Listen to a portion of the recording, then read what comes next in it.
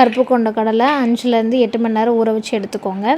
குக்கரில் சேர்த்து ஒரு 5 விசில் வச்சு எடுத்துக்கலாம்.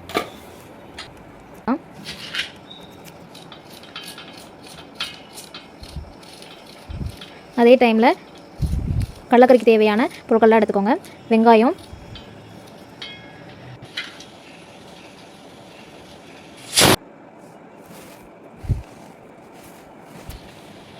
தக்காளி, பச்சை மிளகாய் கட் பண்ணி எடுத்துக்கோங்க.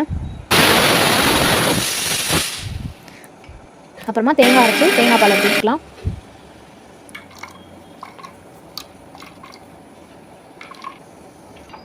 இப்போ அடுப்பில் கடாய் வச்சு எண்ணெய் ஊற்றிக்கோங்க. அதில் கடுகு, கருவேப்பிலை, மிளகாய், வெங்காயம் சேர்த்துக்கோங்க.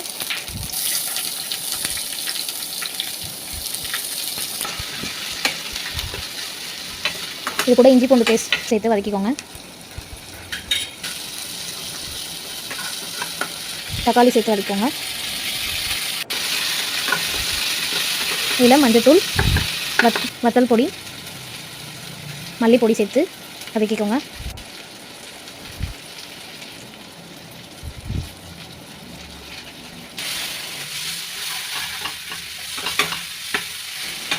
இது கூட வேக வச்ச கடலையை சேர்த்துக்கோங்க.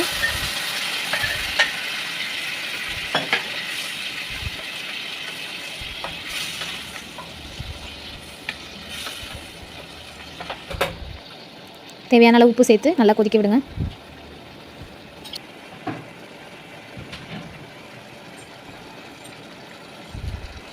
இது கூட எடுத்து வச்ச தேங்காய் பாலை சேர்த்துக்கோங்க.